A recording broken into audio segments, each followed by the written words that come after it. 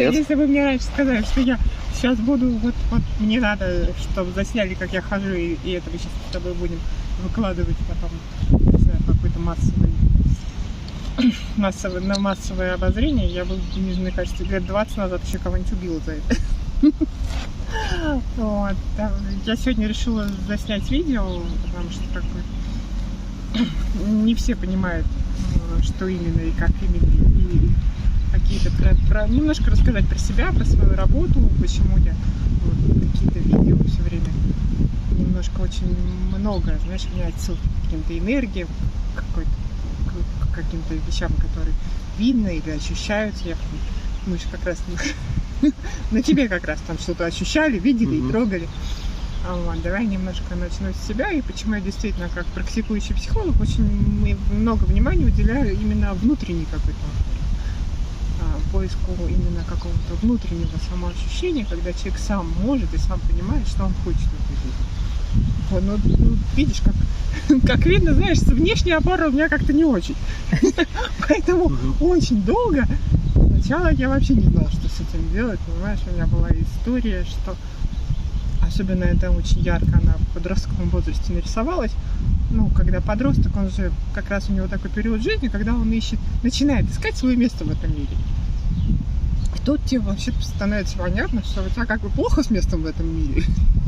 Что все, что тебе предлагает современное общество, это вообще как бы вот надо как-то какое-то, знаешь, такое ощущение, что впасть в анабиоз, лечь, дожить, чтобы никто, не сильно отсвечивать, потому что когда начинаешь, то что вообще как бы никто ничего тебе не предлагает. А вот, я помню, когда после школы мы с родителями искали, куда мне поступать. Я почему-то хотела в педагогический колледж, но у меня была какая-то такая идея. Руководство такое говорит: нет, ну что вы, мы вашу девочку взять не можем. Вот если бы она была мальчиком, мы бы, может, ее еще и взять. В какой-то момент действительно у меня была такая идея на жизнь. Вот я потом поступила в юридический колледж, в экономический, что я сейчас тихонечко доживаю. Вот просто тихонечко живу, получаю какую-то профессию, чтобы можно было ковыряться бумажками, и все. И о том, чтобы выйти замуж, понимаешь, о том, чтобы там хорошо выйти замуж, о том, чтобы дважды хорошо выйти замуж, я даже не предполагала.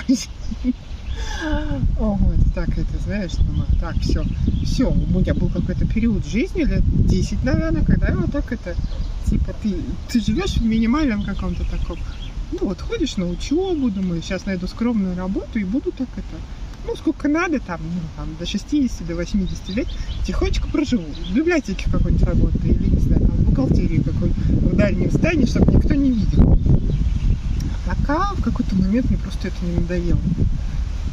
Это настолько стало невыносимо доживать. То есть тебе 20-25 лет, а ты решил доживать. И в какой-то момент я просто устал. Такой, ладно, как бы, надо что-то с этим делать. Я помню еще тогда, вот мне, знаешь, чисто опытным путем, у меня такая интересная история случилась, что я стала замечать это в общественном транспорте и вообще на улице. Я все время уходила, и мне было сложно признать, что я инвалид. Я не инвалид, я нормальный. Вот инвалид, типа, в моем понимании, это только совсем овощ, а я где-то посередине, но не инвалид точно. Ты такой ходишь все время с этой мыслью, и каждый второй встречный человек тебе что-нибудь скажет обычно. Девушка, вам куда? Вот, или там что-нибудь, знаешь, обязательно тебе расскажет, что ты инвалид, что тебя не... Я думаю, как так? Что это такое вообще? Они как будто они со мной внутри разговаривали. Чем больше я думал, что я не инвалид, тем ты мог выйти и 3 человек, понимаешь, встретить, которые тебе обязательно 3 раза скажут, что ты инвалид, и что тебе вот тебе надо там, давайте мы вам, что-нибудь такое, знаешь, посоветуем. В какой-то момент, это стало настолько невыносимо. Я помню, у меня даже был период жизни, когда я в институт ходила по особой траектории, чтобы не отсвечивать, просто не отсвечивать в зеркалах, потому что ты не можешь на себя смотреть. И в какой-то момент я просто разрешила, поскольку это было так невыносимо, что с этим делать? Я просто разрешила себе жить, типа, окей, ладно, я инвалид, пусть это так и будет, это просто так называется. Мы не будем говорить, что это, знаешь, вот, это что-то такое обидное, не обидное, это просто как некое слово, которое, вот, чтобы понятно было, кто-то высокий, кто-то толстый, а это вот так называется. И ты знаешь, я как будто расслабилась внутри и так с таким удивлением обнаружила, что вот эти вот вот эти вот всякие женщины, бабушки, тети, дяди, мужчины, кто угодно, они практически пропали. То есть тебя уже никто на улице не тыкал, что ты инвалид, никто тебя не тыркал, никто тебя не дергал. И как-то ты как будто разрешил себе жить, ты в прямом смысле разрешил себе жить такая, какая ты есть. Ну, потому что другой, как бы, ну, в моем случае, другой, как бы, быть сложно. Чисто физически не получится, потому что уровень медицины как бы не позволяет. И как-то оно действительно все стало налаживаться. Вот как появилась какая-то работа, появился интерес, появился муж. Замечательный, прекрасный человек. Я вот, не знаю, в 15 году, мне уже тогда было 30 с небольшим, я первый раз вышла замуж. Все потрясающе. И он, кстати, вот когда ты перестал так циклиться на себе, когда у тебя стало уже все получаться, ты вдруг стал замечать, думать про людей. Типа, а что же такие люди? А кто вообще, кто тебя окружает? Тем более муж сказал, что, ну, вот он как бы поддержал меня в моем увлечении психологии, как раз она именно тогда появилась, потому что так стало интересно наблюдать за людьми, почему они такие бодрые, веселые, симпатичные, у них ручки, ножки, голова и все остальное на месте, но они как будто не замечают, что это у них есть. Половина из них даже как будто не пользуется, то ли специально, то ли не специально. То есть они вот все время и прям ходил и изучал их. Вот просто вот сначала просто, понимаешь, наблюдал. Потом, когда они стали приходить к себе, ну вот, когда я уже отучилась, стали приходить, это так меня вот настолько, я помню, настолько меня все это волновало, что в один прекрасный момент я просто это увидела. Вот просто прям физически видишь, как какие-то вот блоки, ну какие-то вот мысли-формы негативные или блоки, там не знаю, как это называют. Я даже не знаю, как это назвать. Они буквально прям видно, как они либо внутри человека, либо вокруг человека. Помню, первый раз я такую интересную штуку увидела. Женщина, она, значит, 30 лет живет со своим алкоголиком и не может от него уйти. Вот, казалось бы. Ну, как бы. Причем ей есть куда уходить. Есть куда уходить, есть что. Я прям физически увидела, знаешь, такой конусовидный предмет, как будто какая-то пирамида, которая ее просто пригвоздила, такая черная, она по всей ее, значит, сквозь нее, прям по всей ее, значит, длине проходит.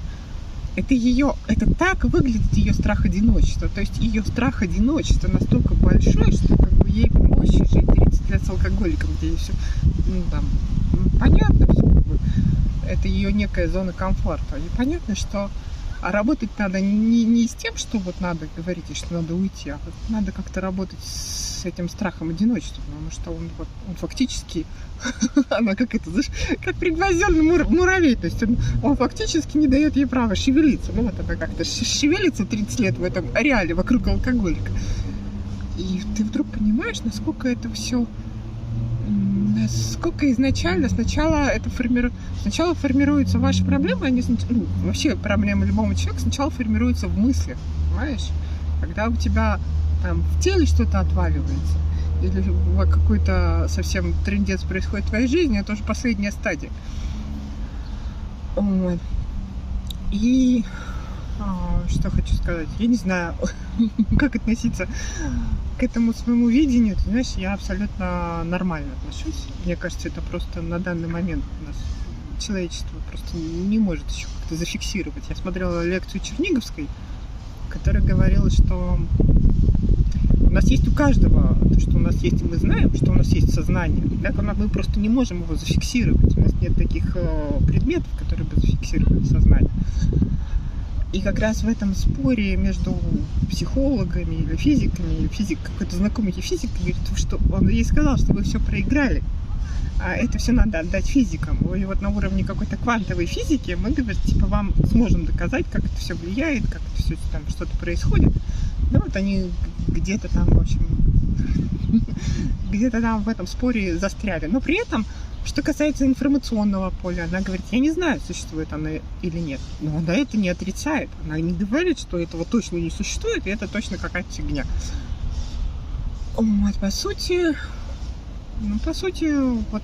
я этим и занимаюсь, знаешь, вот, потому что ты как бы налаживаешь вот самого человека, ты как бы его выстраиваешь, помогаешь ему избавиться от внутренних его косяков, которые иногда внутренние, а иногда они даже как бы внешние. Например, кто-то ходит в каком-то, знаешь, таком, ты на него смотришь, а он как будто в каком-то одеяле идет, ну, в таком мутном, сером, вот, какие-то такие страхи или сомнения, они иногда прям выглядят как некий какой-то кокон вокруг человека, который, собственно, ему и мешает взаимодействовать с самой жизнью, понимаешь, с самой энергией жизни. А она действительно тоже есть, и ее тоже можно увидеть. Я помню, у нас с тобой был эксперимент. Некоторые ее видят прям как некую золотистую такую историю, серебристую. А ты, я помню, просто, ну, многие просто ощущают некое такое тепло. И вот ты как бы... Она, в принципе, действительно максимально созидательная, и она настроена на сотрудничество с человеком. И, в принципе, если ты как бы с ней сотрудничаешь, то твое КПД в этой жизни и твое понимание, что ты хочешь, ну, как-то ты встраиваешься в эту жизнь гораздо более органичнее, чем когда ты ходишь каких-то... Это даже не передать, знаешь, эти люди похожи на какие-то...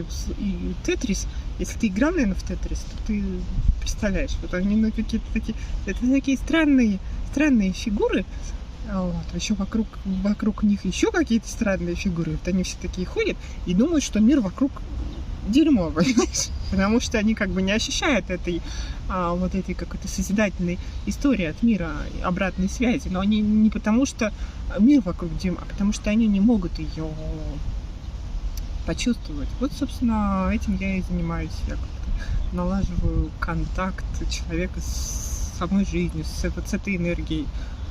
По сути, моя работа ничем особо не отличается от психолога с телесно-ориентированным подходом, потому что во многом я ориентируюсь на то, что именно тело помнит все. Оно запоминает все ваши как бы истории, которые вы уже давно забыли. Просто мне, может быть, чуточку больше видно. Какие-то вещи просто они физически видны. Прям сразу человек приходит, понимаешь, а у него, вот, как я в каком-то из видео говорю, уши черные. Ну, ты просто видишь, что они ну вот они на ментальном каком-то вот этом ментальном эфирном плане выглядят как черные. Вот он приходит там с какими-то одними проблемами, а ты понимаешь, что человек слышит только то, что он хочет слышать. И поэтому это вот так выглядит, что надо как-то еще и с этой темой поработать, чтобы как-то выстроить его коммуникацию в этом мире, чтобы он сам смог ориентироваться и сам смог как-то созидательно встроить себя в эту жизнь. Собственно, вот это все и... Про это все и будет на канале, поэтому я предлагаю подписываться на канал. Спасибо, что досмотрели до конца. Подписываться здесь. И здесь вы как раз найдете, как себя или самостоятельно, как себя прописать более экологично в этой жизни, или, собственно, с моей помощью. Ну, вот, собственно, так.